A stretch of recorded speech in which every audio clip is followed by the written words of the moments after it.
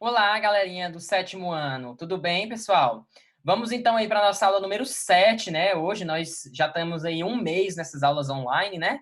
Vamos então aí para a nossa aula número 7. Hoje é dia 27/4, hoje é segunda-feira, e nós iremos falar aí sobre os textos prescritivos, tá? Textos prescritivos. Talvez vocês até se lembrem da gente ter trabalhado um pouquinho sobre esses textos prescritivos no ano passado, e aí hoje a gente vai dar aí uma relembrada, vamos dar mais uma aprofundada aí nesses textos prescritivos, tá ok? Antes da gente trabalhar os textos prescritivos, vamos fazer a correção daquela tabelinha que eu pedi para vocês fazerem na aula passada? Então, nós temos aqui, né, a tabelinha, página 189, né, que eu tinha pedido para vocês fazerem na aula passada. Vamos lá, então. Considerando os elementos presentes nos textos, preencha a tabela a seguir. Nós tínhamos lá os textos, né, sobre bullying, que a gente leu lá. Então, vamos lá. José. Qual foi o local da agressão de José? Foi no Rio de Janeiro, né? Quantos anos ele tinha quando ele foi agredido? Ele tinha... A agressão que ele sofreu foi quando ele tinha 7 anos. Mas, né, aproximadamente, ele tinha uns 20 anos quando ele descreveu o fato, né? O que aconteceu? Qual foi o fato? O fato descrito foi uma agressão que aconteceu num jogo de futebol, né? O elemento que foi desencadeador.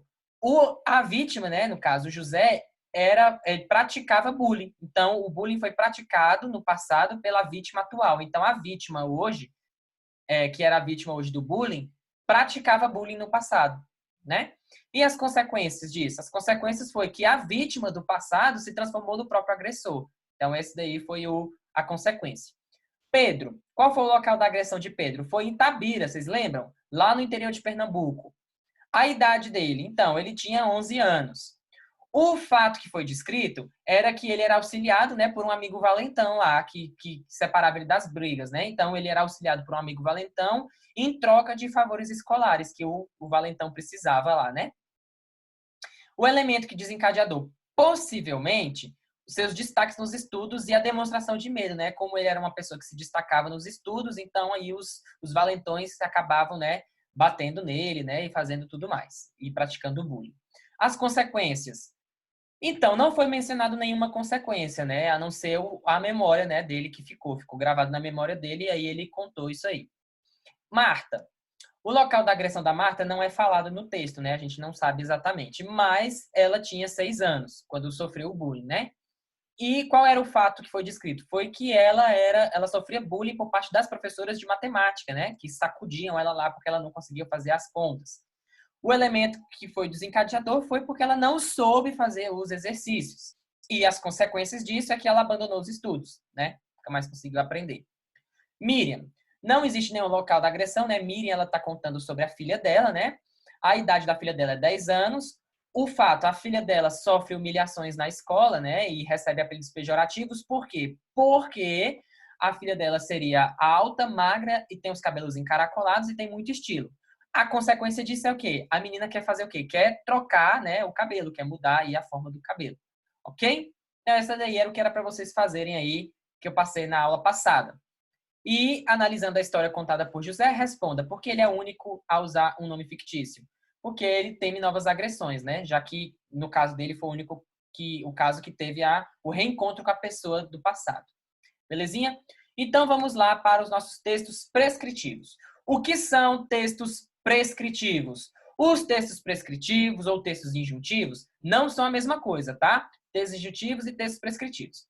São textos cuja finalidade é a instrução. Então, qual é a finalidade desse texto? Sempre instruir. É sempre um manual, passar uma orientação de como fazer alguma coisa, tá? Mas eles não vão só fornecer a informação, como também vão incitar a ação, fazer com que o leitor faça. Então, vai guiar a conduta do leitor, o texto, ok? Embora esses textos prescritivos, o injuntivo e o texto prescritivo, eles sejam considerados sinônimos, não são, eles são distinguidos, né? Porque textos injuntivos, eles são apenas aconselhamentos. Eu vou dar um conselho, vou dar uma sugestão, uma recomendação.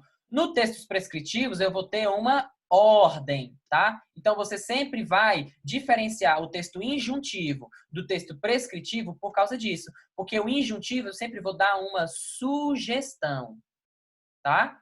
Uma sugestão. E no texto prescritivo eu vou ter uma ordem, tá? Então, eu vou ordenar, eu vou impor, vou exigir que algo seja feito no texto prescritivo, tá? Então, prescritivo a gente pode tomar como, por exemplo, a receita médica que o médico passa para você tomar um remédio de 8 em 8 horas. É uma prescrição médica, porque você tem que seguir aquilo ali à risca, é exigido, é uma obrigação. O texto injuntivo é, por exemplo, uma receita de bolo, né? Que é apenas um conselho você colocar 2 copos de farinha, mas você pode colocar um copo. Se você colocar um copo, pode ser que a receita não dê certo, tá? Mas é apenas uma recomendação. Então, texto injuntivo ou texto instrucional apresenta as seguintes características: instrui o leitor acerca de um procedimento, induz o leitor a proceder de uma determinada forma, então eu vou induzir você a fazer as coisas de uma determinada forma, como está lá no meu manual. Vou permitir que você atue da forma como você entender. Igual quando eu dei o exemplo da massa de bolo. A massa de bolo está pedindo 2 copos de farinha. Você pode colocar um copo. Se vai dar certo, é outra coisa. Mas você tem a liberdade de fazer como você bem quiser. E eu vou utilizar aí uma linguagem mais objetiva, uma linguagem mais simples. 2 copos de farinha, 3 ovos, tá ok? Utiliza predominantemente verbos no infinitivo, no imperativo ou no presente do indicativo com indeterminação do sujeito. Então, eu vou ter verbos no infinitivo, né? Colocar, misturar, ok? Fazer.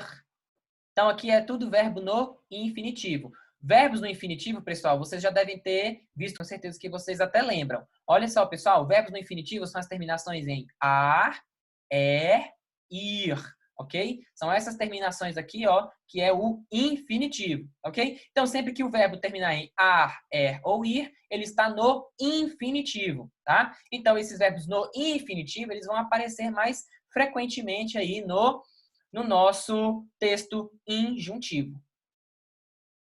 Então, como exemplos, né, nós temos aí a receita culinária, uma bula de remédios, um manual de instrução, livro de autoajuda, beleza?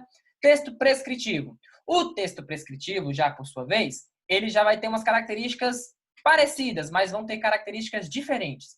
Então, eu vou instruir também o leitor sobre o procedimento, mas eu vou exigir, presta bastante atenção nessa palavra, gente, ó, exigir. Eu vou exigir que o leitor proceda de uma forma determinada. Então, ele não pode fazer de outro jeito, tem que ser daquela forma, ok?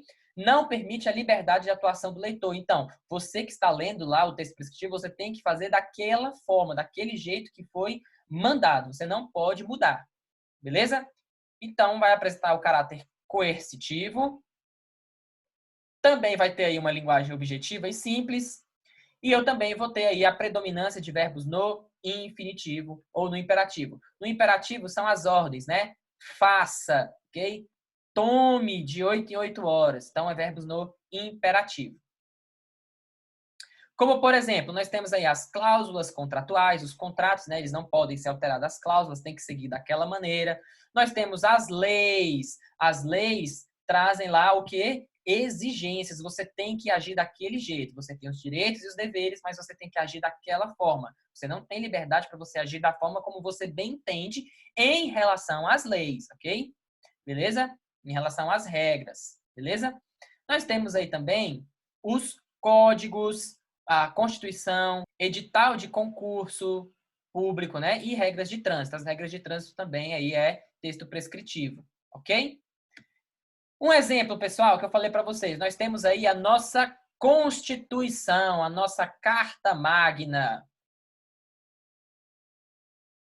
Nossa Carta Magna de 1988, a nossa Constituição Federal.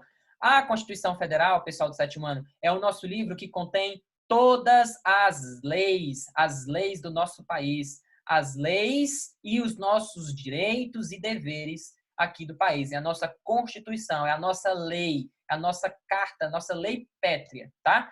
Todas as leis, tudo que nós fazemos, nossos direitos, nossos deveres, estão dentro da Constituição.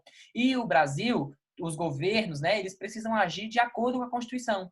Por exemplo, imagina só se o presidente da República, ou o governador, ou o senador, ou o deputado, eles fizessem as coisas como eles bem quisessem. Não pode, né? Eles têm que fazer de acordo com a Constituição, porque é a lei, ok?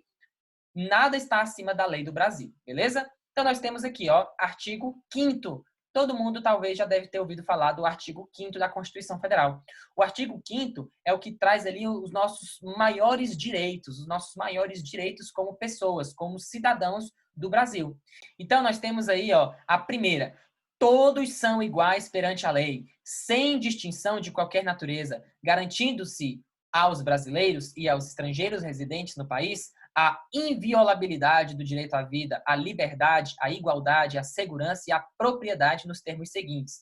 Então, homens e mulheres são iguais em direitos e obrigações, nos termos desta Constituição. Então, nós temos aí, ó, as regras, né, as normas sendo apresentadas aí de acordo com a Constituição no nosso artigo 5º. Todos são iguais perante a lei. Então, todos têm os seus direitos e os seus deveres. Belezinha, pessoal? E olha só aqui que legal, ó, nós temos também o artigo 205 da Constituição de 88. A educação, direito de todos e dever do Estado e da família será promovida e incentivada com a colaboração da sociedade, visando ao pleno desenvolvimento da pessoa, seu preparo para o exercício da cidadania e sua qualificação para o trabalho. Então, a educação, ela visa o quê? A educação visa incentivar a colaboração, né, de você com a sociedade, você se desenvolver como pessoa, né, como cidadão, como ser humano, te preparar para ser um cidadão, o exercício da cidadania, e também te qualificar para o seu trabalho. Então, nós temos aí, ó, no artigo 205 da Constituição. Todo mundo sabia disso, pessoal? Que na nossa Constituição tem a lei sobre educação, que educação é um dever do Estado? Sabiam disso? Beleza? Então, pessoal, como exemplo de texto injuntivo, nós temos aqui uma receita de sequilhos caseiros. Todo mundo gosta de sequilhos, né? Certeza que vocês gostam de sequilhos. Então, 200 gramas de margarina, uma lata de leite condensado, 500 gramas de maisena. Bata a margarina com leite condensado até ficar homogêneo. Misture a maisena aos poucos, vá sovando a massa até desgrudar das mãos. Enrole os biscoitos e assa em forno médio por 15 minutos ou até estarem dourados. Ok? Então, aqui nós temos um texto injuntivo. Pessoal, e olha só, novidade para vocês. A nossa próxima aula de redação extra, tá? Então, a nossa próxima aula extra de redação, eu vou fazer essa receita aqui. Vou gravar essa receita aqui para vocês fazerem em casa.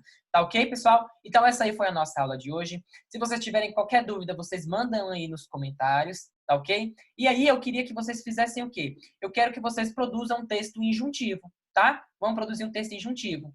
Pegue aí com o papai e a mamãe de vocês aí em casa uma receita que é da família de vocês, uma receita de família, uma receita que só a mamãe sabe fazer. E pede para ela a receita e vocês escrevem essa receita aí e faz o texto injuntivo, tá ok? Faz aí junto com a família. Essa aí foi a nossa aula de hoje, pessoal. Um grande abraço. Tchau, tchau.